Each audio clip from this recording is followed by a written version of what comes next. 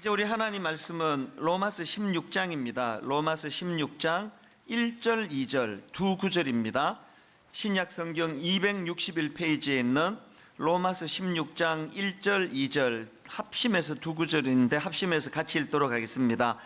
내가 갱그레아 교회의 일꾼으로 있는 우리 자매 베베를 너희에게 추천하노니 너희는 주 안에서 성도들의 합당한 예절로 그를 영접하고 무엇이든지 그에게 소용되는 바를 도와줄지니 이는 그가 여러 사람과 나의 보호자가 되었음이라.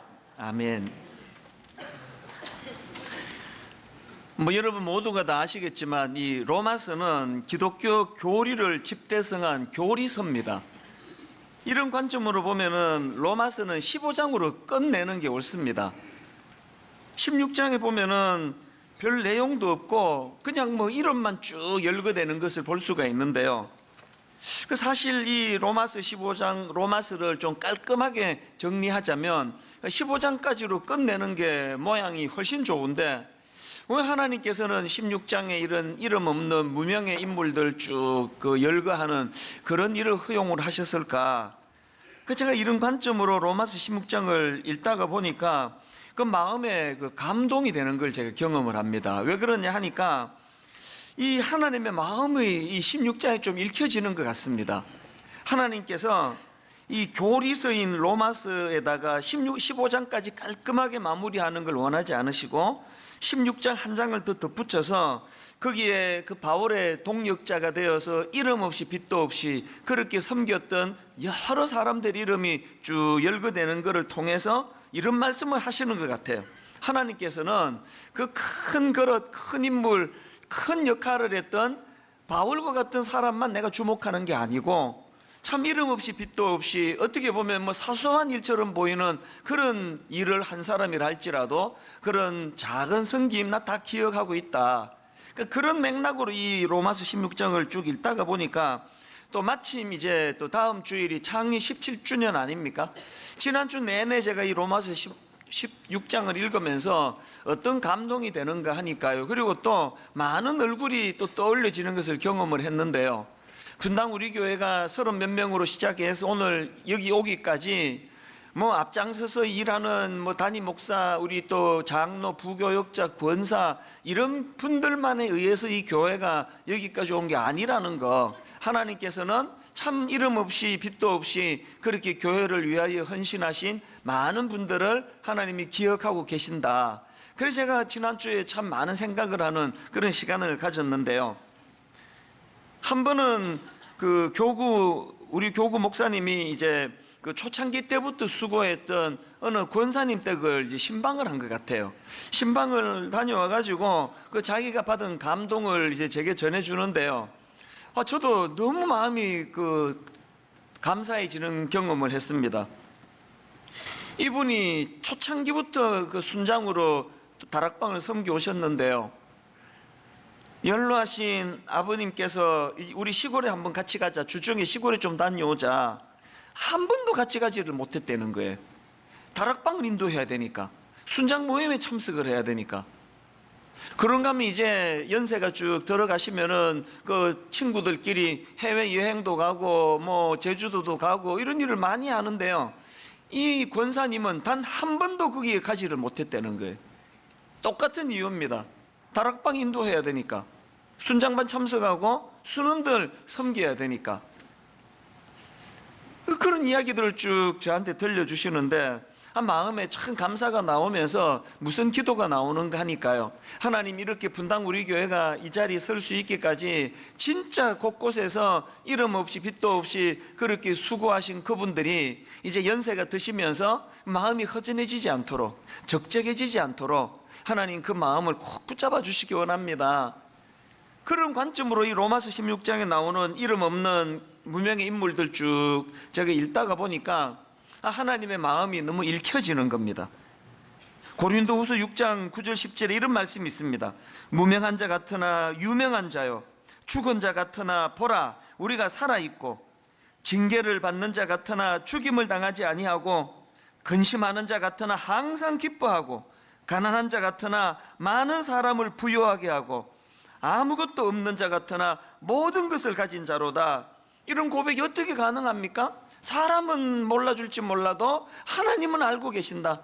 내가 교회를 얼마나 사랑하는지, 내가 이 교회의 성도들을 위하여 얼마나 내가 애쓰고 수고했는지 우리 하나님은 알고 계신다. 그런 긍지가 생길 때 가난한 자 같으나 많은 사람을 부유하게 하고 아무것도 없는 자 같으나 모든 것을 가진 자로다. 오늘 예배하는 가운데 주를 위하여 헌신하고 섬기고 그러면서 이름이 잊혀져가는 그런 분들이 계시다면 오늘 성령님께서 그런 분들을 많이 위로해 주시는 그런 예배가 되기를 바랍니다. 그런가 하면 제가 본문에서 감동을 받는 게 하나 더 있는데요. 이제 로마서 16장에 보면은 막 여러 인물들이 열거가 됩니다. 쭉 열거가 되는데요. 제일 먼저 나오는 인물이 베베라는 이름을 가진 이방 여인이에요. 이게 왜 감동이 되는가 하면은요, 여러분 뭐 다 아시잖아요. 그 당시에 여성은요, 사람 대접을 받지 못하던 시대 아닙니까? 오죽하면 카운트에도 여자는 안 넣던 시대예요. 오병이어의 기적이 일어났다. 그게 5,000명이 먹었다는 뜻이 아니고요. 남자 어른만 5,000명이 먹었다는 거예요. 뭐 여자들이야, 뭐 애들이야, 뭐 먹거나 말거나. 이렇게 그 편견을 가지고 여성을 바라보던 시대고요. 그런가 하면은 또 그 중에 또 베베는 또 이방인이라 그러잖아요. 유대인들의 교만이 그 이방인들이 왜 태어났는지 아느냐, 이것들 지옥의 불쏘시개 거리로 쓰려고 하나님이 만들으셨다. 이런 식으로 무시를 당하던 대상이 이방인들인데요.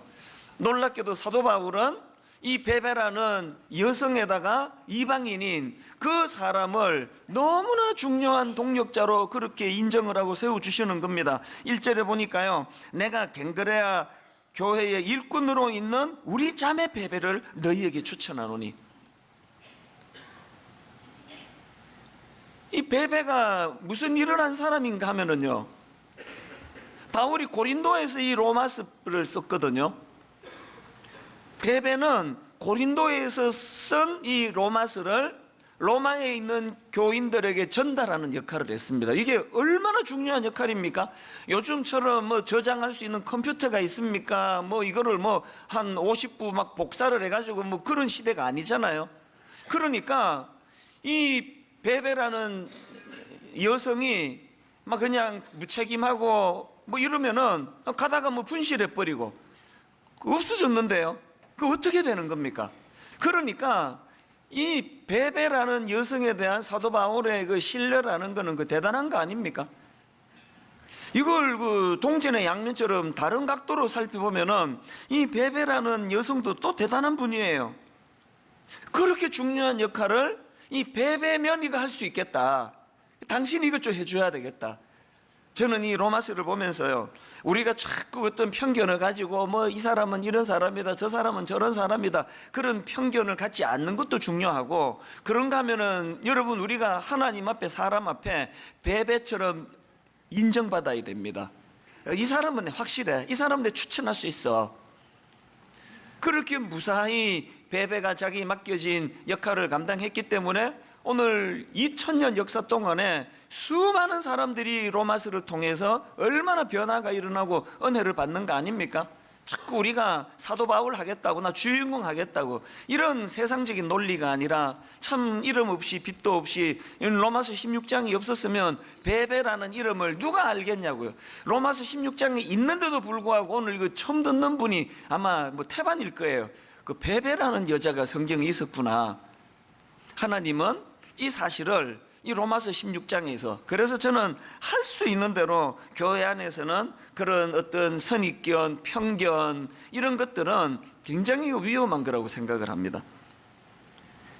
그러면 이런 질문이 가능하겠죠? 이 베베라는 이 이름 없는 이방인 여성이 어떻게 해서 그렇게 신뢰를 받는 그런 사람이 될 수 있었나? 오늘 이제 이걸 좀 살펴보려고 하는데요. 제가 이제 이 짧은 두 구절 안에서 그 베베에게서 우리가 배워야 될 중요한 그 몇 가지를 좀 함께 나눌 부분을 찾아냈는데, 첫 번째로 우리가 베베에게서 배워야 되는 게 뭐냐? 신앙인으로서의 종의 도리를 배워요. 종의 도리. 이게 무슨 말씀인지 설명을 드릴게요. 자, 본문 1절을 보십시오. 내가 겐그레아 교회의 일꾼으로 있는 우리 자매 베베를 너희에게 추천하노니, 여기 나오는 일꾼이라는 이 단어는 섬기는 자라는 뜻을 가진 그런 단어인데, 이거를 헬라어로 보면 디아코노스예요.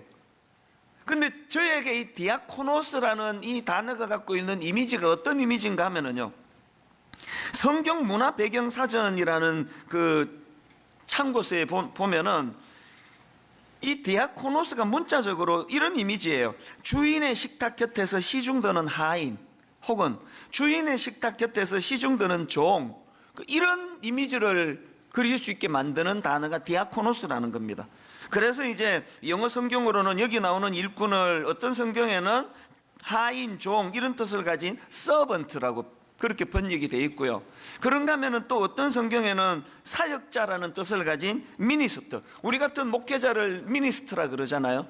그래서 제가 이 두 번역이 다 맞을 텐데 이 두 개를 제가 이렇게 합성을 해보니까 이 목사인 제가 어떤 자라야 되는지가 확 이렇게 부각이 되는 겁니다. 목사는 어떤 자예요? 성도들 식탁 곁에 서서 어떻게 해요? 주인의 식탁 곁에서 시중드는 하인, 종, 이게 목회자라는 겁니다. 교회가 좀 커졌다고 막 그냥 으스대고 목에 힘 들어가고 그거는요 자격 상실이에요. 교회가 아무리 커져도 종이 주인 되는 법 없습니다. 오히려 교회가 커진다는 것은 섬겨야 할 대상이 그만큼 많아졌다는 뜻이에요. 화요일마다 제자 훈련하듯이 우리 교역자들을 목 1시간씩 제가 잔소리를 엄청 많이 하는데 요즘은 다 이 이야기예요. 우리 위치를 좀 알자는 거예요. 우리 신분을 알자는 겁니다. 어떤 경우라도 우리는 식탁 곁에서, 주인의 식탁 곁에서 시중드는 하인, 이것이 우리 존재감이라는 사실을 계속 강조를 하는데, 내가 참 고마운 게 뭐냐 하면은요, 이제 이 스승의 날이 되고 그러면은 우리 교회에 사역하다가 나간 목사님들이 와서 인사를 해요.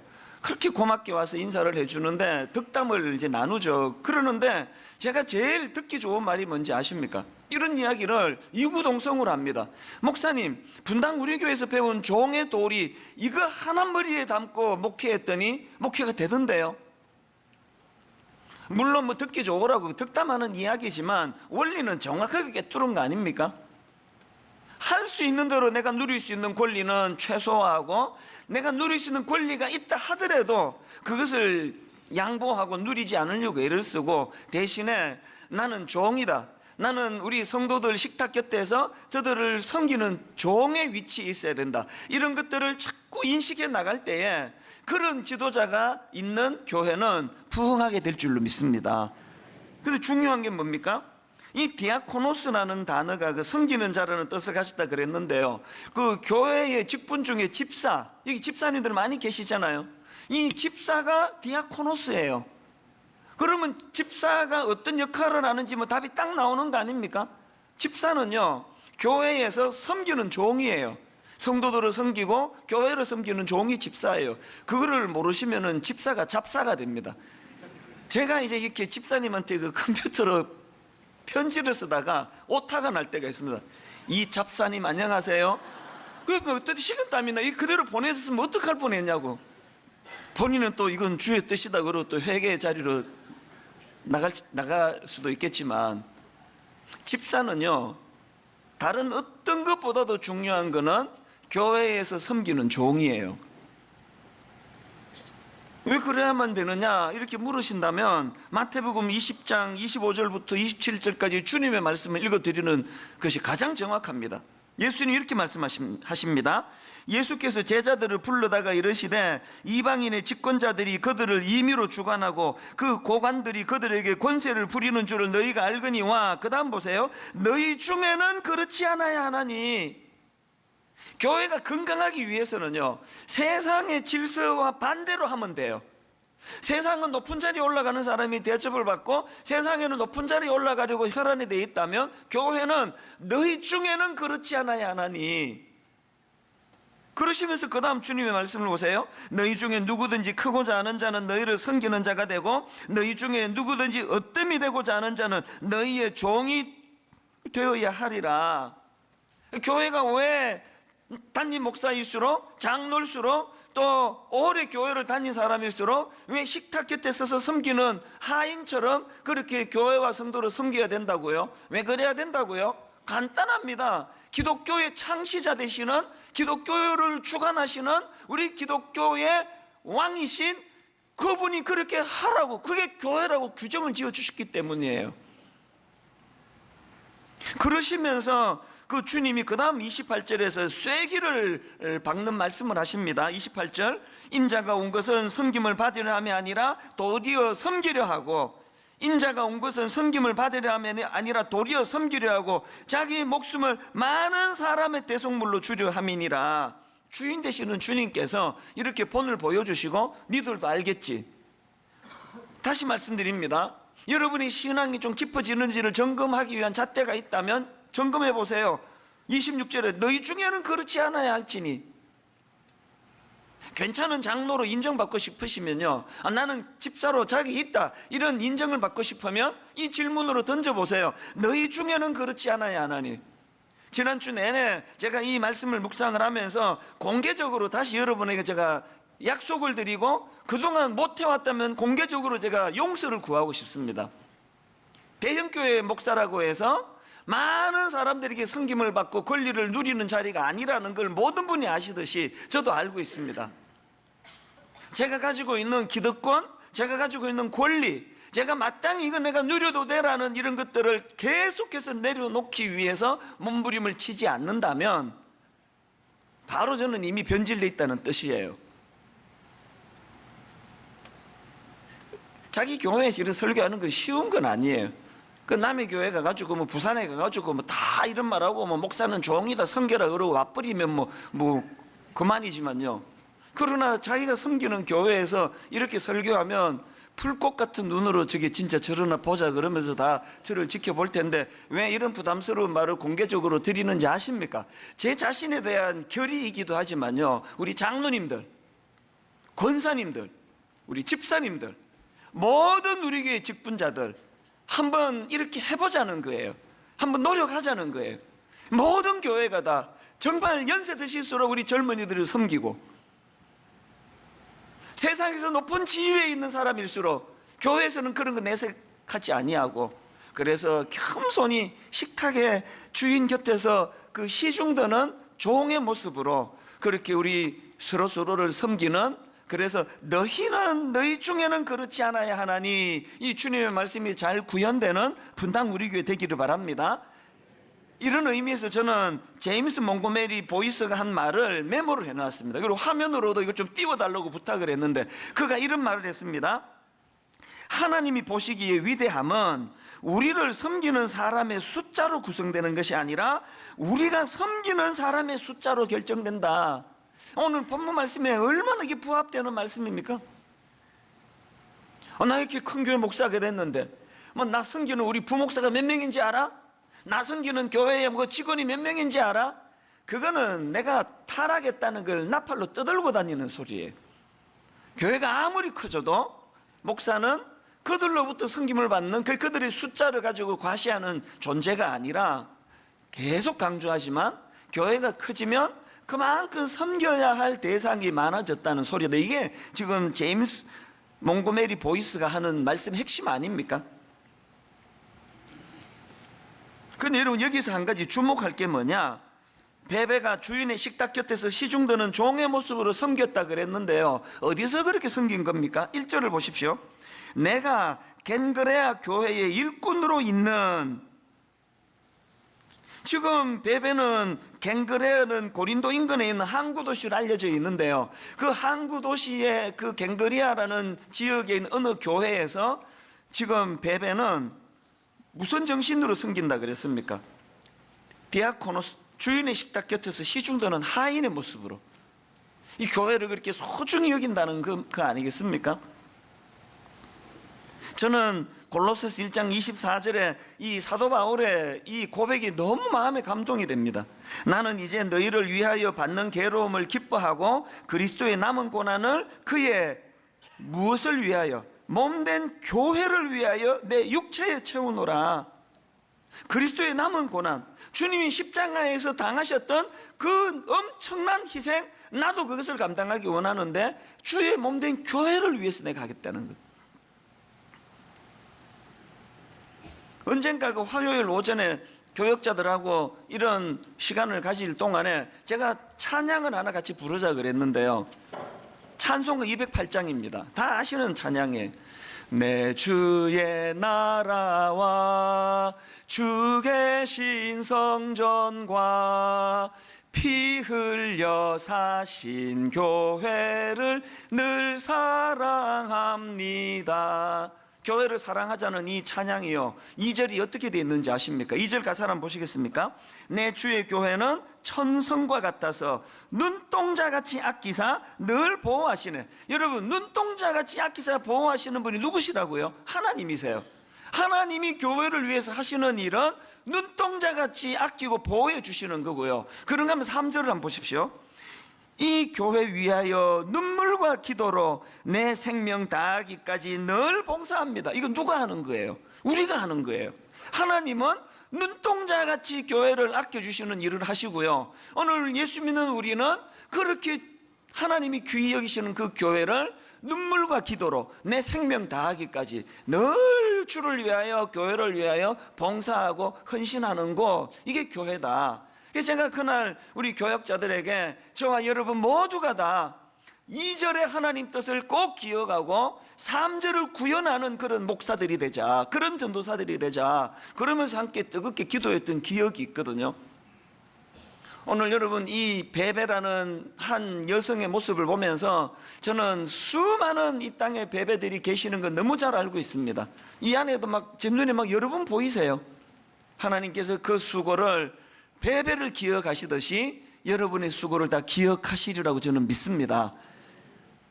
그런가 하면 두 번째로 베베에게 배워야 되는 게 뭐냐? 베베는 물질적인 후원자였다는 사실입니다. 2절을 보십시오. 너희는 주 안에서 성도들의 합당한 예절로 그를 영접하고 무엇이든지 그에게 소용되는 바를 도와줄지니 이는 그가 여러 사람과 나의 보호자가 되었습니다. 여기 나오는 여러 사람과 나의 보호자가 됐다 할 때 이 보호자는 헬라어로 프로스타티스라는 단어인데요, 이 뜻이 여러 가지가 있는데 그 중에 이 본문에서 학자들이 해석하기로는 여기 나와 있는 프로스타티스는 물질적인 후견인이라는 뜻이다. 그래서 이 베베가 자산가로 알려져 있습니다. 그는 많은 물질을, 사도 바울을 후원하는데, 성도들을 섬기는데 이 물질을 사용했다는 겁니다. 저는 베베가 물질로 그렇게 교회를, 또 사도 바울을 섬겼다는 그 말씀을 제가 묵상을 하면서 사도행전 2장에 초대교회가 떠오르는 겁니다. 자, 사도행전 2장 44절 45절입니다. 믿는 사람이 다 함께 있어 모든 물건을 서로 통용하고, 그 다음 보세요. 또 재산과 소유를 팔아, 재산과 소유를 팔아 각 사람의 필요를 따라 나눠주며. 초대교회의 부흥을 묘사할 때 왜 이 대목을 여기다가 기록해 넣었을까요? 교회는 가난한 이웃을 위하여, 교회의 어떤 큰 일을 위하여 물질을 헌신하고 드리는 데가 교회예요. 베베가 바로 그런 실천을 해왔다는 겁니다. 저는 사도행전 2장에 재산과 소유를 각 사람의 필요를 따라 나눠주는 초대교회의 모습을 묵상하는데, 지난 주 중에요, 제 어릴 때 모교회가 생각이 나서, 더 정확하게 말하면 제 어릴 때 모교회 장로님, 또 권사님, 또 여전도사님 생각이 나서 마음이 울컥울컥했습니다. 뭐 60년대 70년대 자체가 뭐 온 나라가 다 가난할 그런 시대인데요, 제가 살던 그 동네는 그 중에도 더 가난한 사람이 모여 있던데요. 진짜 가난했습니다. 온 동네가 다 가난한 한가운데 사니까 가난한 것 때문에 상처는 없더라고요. 난 원래 온 세계가 다 가난한 줄 알았습니다. 뭐 얘도 가난하고 쟤도 가난하고 나도 가난하고 뭐 너나 없이 다 가난하니까요.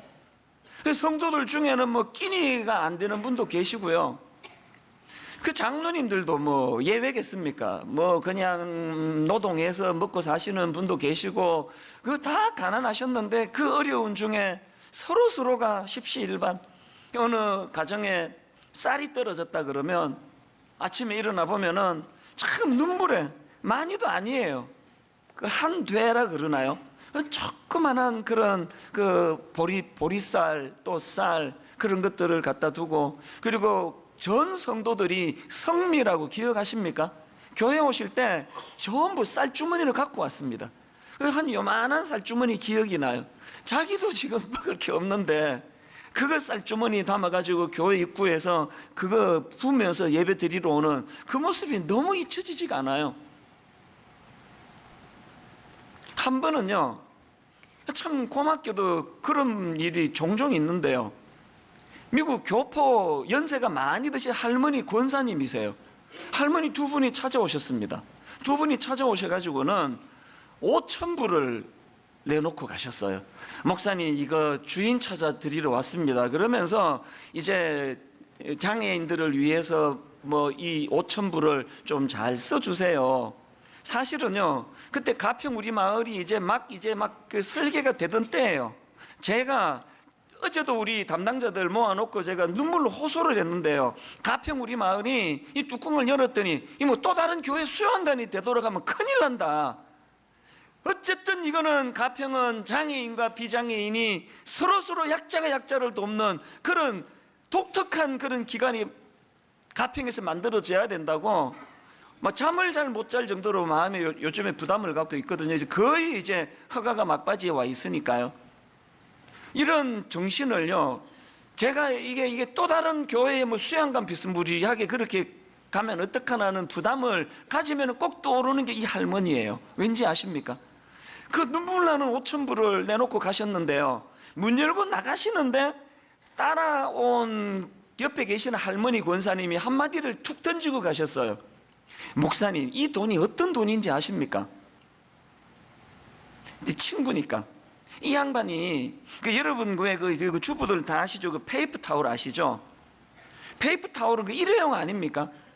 이 헌금하신 이 할머니가요, 페이퍼 타월을 빨아서 말려서 쓰시고 빨아서 말려서 쓰시고 그렇게 아껴서 모은 돈이에요. 그렇게 하고 가시는 거예요. 여기 지금 앉아 계시는 분 중에요, 큰 사업을 하시는 분이 돈 많다고 헌신하는 거 아닙니다. 사업하다가 어려움을 겪는 분들 컨설팅을 해주고 금액을 투자해서 그들을 도와주고, 이런 분들이 이 안에 이제 제 눈에 막 떠있는 게 얼마나 감사한지 모릅니다. 저 이제 곧 가평 열리면요, 유산 안 남기기 운동을 곧 시작할 거예요. 아이고, 지가 물려줄 게 없으니까 저를 운동하는 거지, 이렇게 생각하신다면 정확하게 보신 겁니다. 여러분, 어느 정도 아이들 뒷바라지하고 공부시키, 저는 우리 애들 어릴 때부터 일부러 내가 세뇌시켜서 이야기합니다. 아빠 물려줄 거 없는 거 알지? 아빠도 우리 윗대 어른한테 땡전 한 푼 물려받지 않았다. 이만큼 공부시켜주고 잘하고 나면 물려줄 것 자체가 없으니까, 아빠가 목사인데 막 엄청 물려줄 게 많으면 그거 되겠니 그거? 그러니까 지금부터 니들이 잘 앞으로 살아갈 날을 궁리하면서 살아라, 이런 이야기를 계속 해주는데요, 이게 말에 왜 힘이 있느냐? 지들이 봐도 물려줄 게 없거든요. 이제 분당 우리 교회에서 가평을 위시해서 정말 우리가 한번 넉넉하게 쓰고 여유 있게 쓰고 애들한테도 어느 정도 물려주고, 그렇게 하고도 남는 건 여러분 아닙니다. 베베처럼 그 엄청난 물질을 사도 바울의 그 사역을 위해서, 교회를 위하여, 또 어려운 이웃을 위하여 그렇게 사용할 때 하나님께서 영광 받으시는 줄 믿습니다. 최근에도요, 그 강원도 고성에 그 산불이 나가지고 제가 뭐 정식으로 헌금한 것도 아니잖아요. 설교하면서 한마디 했던 기억이 나요. 어려움을 당했을 때 우리가 십시일반에 좀 도우면 좋겠다 그랬더니요, 세상에 내가 너무너무 감동을 받아요. 몇 주 동안에 계속 헌금이 들어오는 겁니다. 그래서 지금 우리 이웃 국내 선교부에서 이걸 어떻게 가장 효율적으로 이 헌금을 전달할 것인가를 오래 고민하며 그 논의하는 것을 보면서 참 마음이 기뻤습니다. 교회는 몸으로는 식탁 옆에서 누구를 돕는 것 같은 낮은 자세로 섬기는 자, 그리고 물질로는 베베와 같이 내 거 아끼고 내가 안 쓰고, 그 시카고에 미국에 오신 그 할머니처럼 그렇게 해서 장애인들을 위해 이거 좀 써주세요. 저는 이게 교회인 줄로 믿습니다. 마지막 세 번째로요, 베베에게 배워야 될 하나 더 있습니다. 말씀의 전달자예요.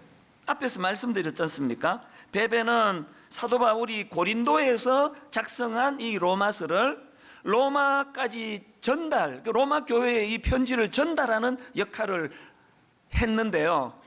이렇게 생각하시는 분이 계십니까? 이거 뭐 편지 하나 전해준 것 가지고 뭐 그렇게 대단하다고 생각하느냐고 이런 생각을 하시면 여러분이 그 시대를 모르시는 거예요. 이게 지금 어떤 의미가 있느냐? 베베가 전달했던 그 서신은 파피루스에 기록된 서신이라고 그렇게 알려져 있는데요. 제가 그 어느 자료에 보니까 그 당시 사용되던 파피루스는 이집트에서 나는 식물의 줄기를 아주 가늘게 벗겨서 붙여서 만든 것이라는 겁니다. 그러니까 이 로마서를 16장까지 기록한 이게 부피가 얼마나 크겠습니까? 그리고 여러분 다 아시잖아요. 그때는 핍박당하던 때예요. 적지로 지금 뛰어드는 겁니다. 이게 들통나면 목숨이 지금 보장되지 않는 상황입니다. 베베가 이것도 귀하고 저것도 귀했지만 가장 귀한 거는 말씀을 전달하는 전달자였다는 거예요. 제가 이 베베 이 내용을 묵상을 하다가 떠오른 게 하나 있는데, 여러분 혹시 독립운동가 오광심 여사라고 들어보셨습니까? 저는 지난 3.1절 전후로 그 강의를 듣다가 이분은 알게 됐는데요. 오광심 여사는 만주 서간도에서 조선혁명군으로 활동했던 독립운동가입니다. 여성으로서. 근데 이분이 무슨 일을 했느냐? 그 만주의 독립군들이 이제 너무 여러 곳에 분산이 돼 있어서 이래서 이제 효율적이지를 않다. 그래서 우리가 결집하고 모이고 그렇게 하나가 되자는 그런 이제 움직임이 있었는데요.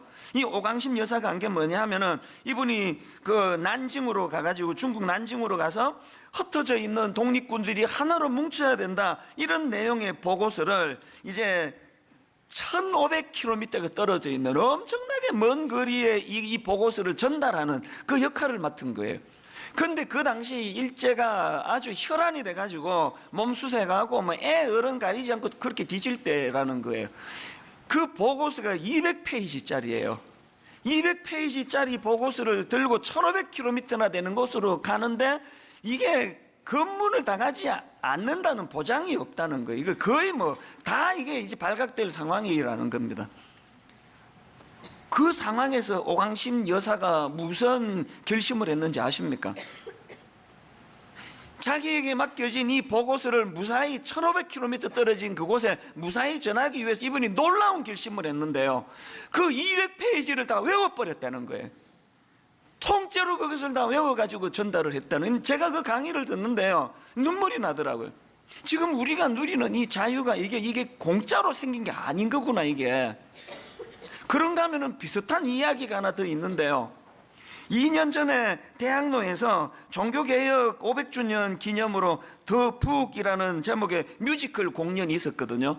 이 공연의 부제가 뭐냐, 성경이 된 사람들, 이런 부제인데요. 어느 시대를 배경으로 했는가 하면은 루터의 종교개혁이 일어나기 100년 전을 배경으로 했습니다. 여러분 중세 암흑기 다 아시죠?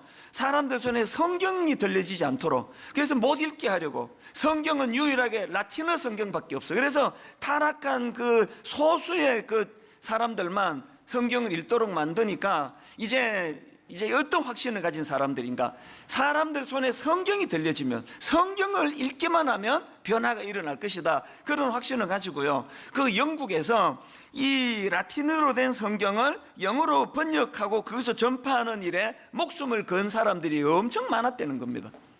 그래서 이제 라틴어 성경을 영어로 번역하다 들키면 화형이에요. 화형이 자꾸 일어나고 발각이 되고 이러는데, 제가 그 연극을 보다가 대학로에서 연극이니까요, 뭐 관객이 한 100여 명 정도 되고 뭐 그 눈이 마주칠 정도로 그 연극 하시는 분들하고 가까이서 보는데, 어느 대목에서 내 마음이 왈칵 무너졌느냐 하면은요, 계속 들켜 화형당하고 그러니까 그분들이 어떤 결단을 했는가 하면은 당신은 로마서를 외우시라고, 나는 요한복음 외우겠다고. 당신은 마가복음을 외우고 당신은 사도행전을 외우고 그래가지고 이분들이 성경 한 챕터를 통째로 다 외우세요.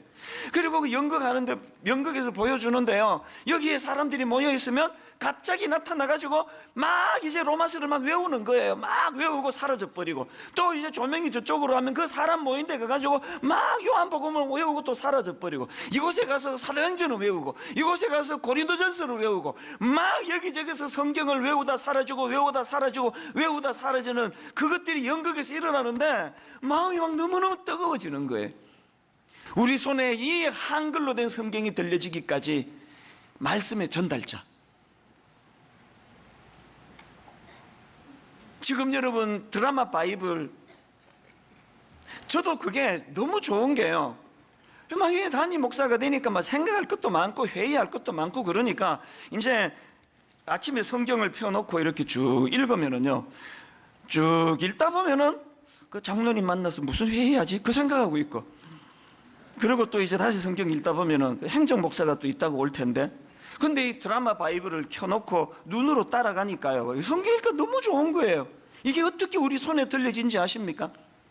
교포 빌황 장로님이라는 분이, 이분이 어마어마한 재산을 이분이 거기다가 지금 투입해가지고요, 먼저 뉴욕에다가 비영리 재단을 만들어가지고 영어로 된 드라마 바이블을 만들고, 한국 분이니까 한국의 GNM 재단을 만들어가지고 엄청난 돈을 투자해가지고 성우들이 또 그 배우들이 다 투입이 돼가지고 이걸 다 드라마 바이블을 만든 거 아닙니까? 왜 만들었느냐? 본인이 한 10여 년 전에 사업하다가 너무나 큰 어려움에 빠지고 좌절하는 일이 있었는데 너무 힘들어가지고 이래갖고는 안 되겠다, 내가 성경 좀 읽어야 되겠다. 그래서 그때 영어로 된 오디오 성경을 읽다 보니까 너무 잘 읽히더라는 거예요. 제가 이분이 너무 고마운 게요, 자기만 그렇게 혜택 보고 끝나면 되는데 그 은혜를 받으니까 바로 이게 의무가 되는 거예요. 이걸 보급해야 되겠다. 말씀의 전달자 아닙니까? 오늘 우리 주일학교 선생님들, 오늘 우리 순장님들, 그리고 오늘 여기 우리 아버지 어머니, 우리가 자녀들을 위하여 뭐 학교도 보내주고 옷도 사입히고 뭐도 사주고 뭐도 사주고 다 하는 역할 가운데 오늘 하나가 돼 있다는 거 꼭 기억하셔야 됩니다. 우리가 우리 아들에게, 우리가 우리 딸에게 말씀의 전달자가 돼야 되겠다. 이 아이들에게 말씀이 전해질 때에 그 빌황 장로님처럼 인생의 절망이 몰려올 때, 위기가 올 때, 이게 자살할 수도 있는 그런 어려움이 있을 때 말씀이 지금 나를 살릴 때라는 것을 알려주는 말씀의 전달자. 그래서 저는 오늘 영상 하나를 보여드리는 것으로 오늘 설교를 마무리하려고 하는데요, 두 가정이 이 영상에 나오는데요, 가만히 한번 그 말씀의 전달자 역할을 어떻게 하는가를 한번 들여다보시기를 바랍니다. 이 시간 같이 보시도록 하겠습니다.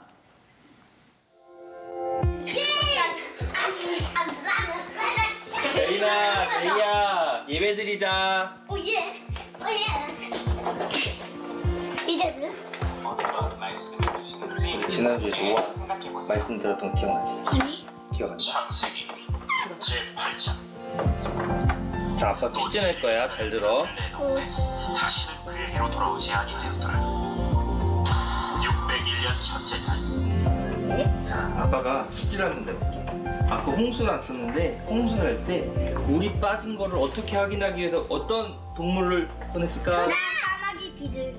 오, 딩동댕. 그리고 하나님이 사람을 누구의 형상대로 지으셨다고 했어? 정답. 정답. 딩동댕. 이제 홍수 난 다음에 다시 강낭콩. 물로 하나님 심판하시지 않는다고 약속을 해주셨잖아. 그 약속으로 하나님이 뭘 보여주셨어? 무지개. 잘한다. 제이는 뭐가 감사했어 이번 주에? 하나님. 하나님. 재현은 뭐가 감사했어? 아빠가 해외 출장 가 있는 동안에 제아가 엄마랑 같이 예배드리고 건강하게 잘 있어서 너무 감사했어. 어린이 부흥회 갔는데 그때 형아가 아팠잖아. 다시 집에 돌아오는데 병원 안 가도 될 만큼 다시 나아서 감사했고. 이리 와. 우리 한 주간 지켜주신 하나님께 감사하면서 이제 아빠가 기도하고 마칠까? 기도하자. 하나님, 기도. 기도해.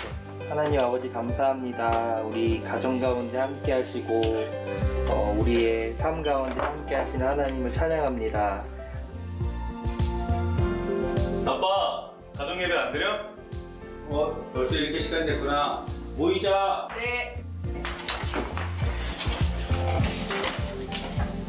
사랑이 많으신 하나님 아버지 감사합니다. 찬송은 저희 선한 능력으로 부르시고 가겠습니다.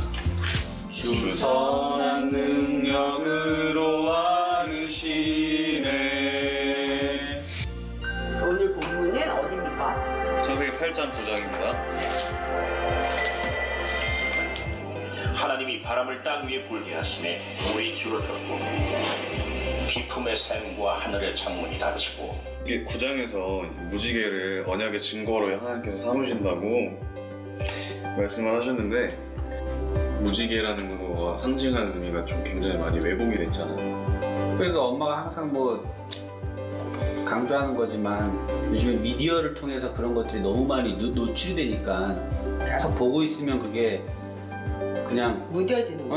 그냥 이거 당연한 거구나. 이게 뭐 여자애가 여자애한테 갑자기 뭐 이렇게 입술을 쑥 들이댄다던가 이런 것들이 영화에서 계속 나오고 어떤 미디어에서 환경에서 계속 나오니까 그거를 보고 자라는 애들은 이거 이상한 게 아닌가 보구나 이렇게 계속 묻어지고 있다는 거지. 알람을 못 들었지만 엄마가 6시 20분에 깨워준 것 감사합니다.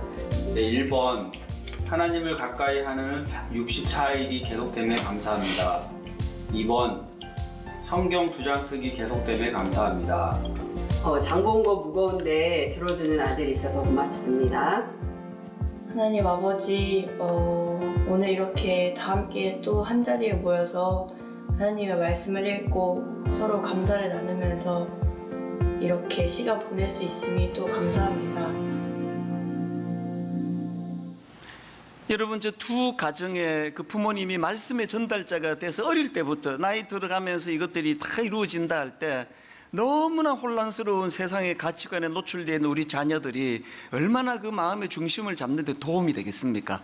가정 예배를 통해서 그래서 그 감사를 같이 나누고 드라마 바이블을 같이 읽고 또 말씀의 전달자 되는 부모와 더불어 대화를 나누는 이것들이 모든 우리 예수 믿는 가정에서 꿈을 꾸면서 복구시켜야 될 중요한 가정 예배가 되는 줄로 믿습니다.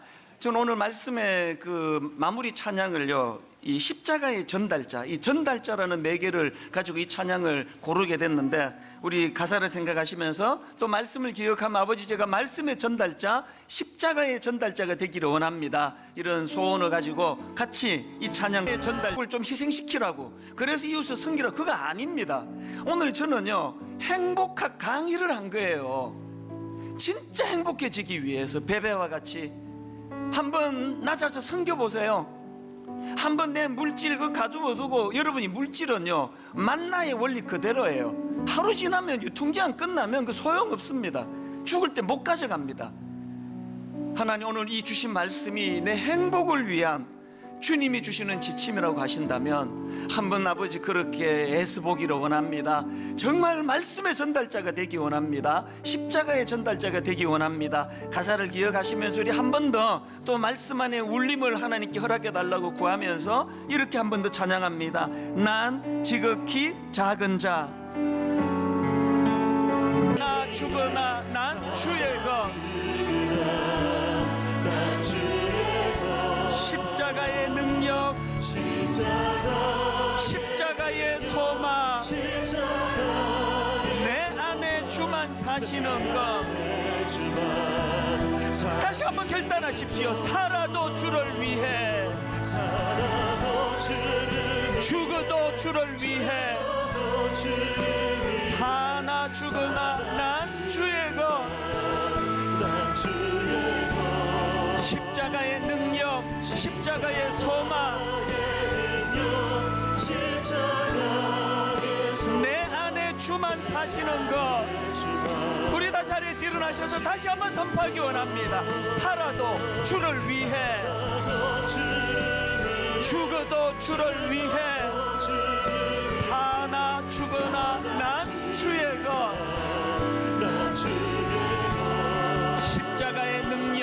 십자가의 소망, 내 안에 주만 사시는 것. 여러분 한 번 더 가사를 생각하며 한 번 더 선포하십시오. 오늘 이 말씀이 우리들 삶 속에 결단이 되게 하시고 도전이 되게 하시고, 하나님 말씀대로 실천했더니 가정이 회복이 되고 자녀가 살아나고, 아버지 하나님 말씀을 실천했더니 우리 안에 행복이 찾아오더라는 것을 맛보며 신앙생활에 가기를 원하오니 그 길로 인도하여 주시옵소서. 하나님 아버지, 너무나 잘못된 세상 가치관이 우리를 엄습하는 시대입니다.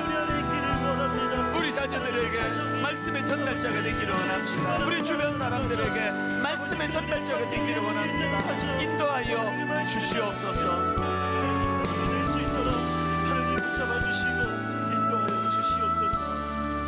하나님 아버지, 그렇게 목마르게 행복을 향해 달려가는데 채워지지가 않습니다. 자녀들을 좋은 대학 보내고 그래도 취직할 수 있도록 힘을 다해 애를 쓰는데 이상하게 뻥 뚫린 한쪽 마음이 메워지지가 않습니다. 세상에서 남부럽지 않게 살기 위하여 새벽부터 늦은 밤까지 뛰어다녔는데 시간이 가면 갈수록 자꾸 고응함이 밀려옵니다. 오늘 말씀을 통해 주님께서 제시해 주시는 행복학 강의를 마음에 담고 베베처럼 하나님 그렇게 겸손히 낮은 자가 되어 섬기고 물질을, 이웃을 위하여, 교회를 위하여 헌신하고, 그리고 아버지 우리 자녀들과 주변 사람들에게 말씀의 전달자가 되겠노라고 결단할 때 성령님은 우리 인생을 견인해 주실 줄로 믿습니다. 이 소망을 가지고 한번 믿는 자답게 세상과 구별된 삶의 길로 인도하여 주시옵소서. 우리 주 예수 그리스도의 은혜와 하나님 아버지의 다함없는 사랑과 성령님의 감동, 감화, 위로, 교통, 충만하심의 역사가 베베와 같이 이름 없고 빛도 없이 맡겨진 그 자리에서 묵묵히 주를 사랑하고 교회를 사랑하며 성도들을 섬기는 종의 자리로 나아가기로 다짐하며 결단하며 예배하는 모든 주의 자녀들 머리 위에 지금부터 영원토록 함께 하시기를 간절히 축원하옵나이다. 아멘.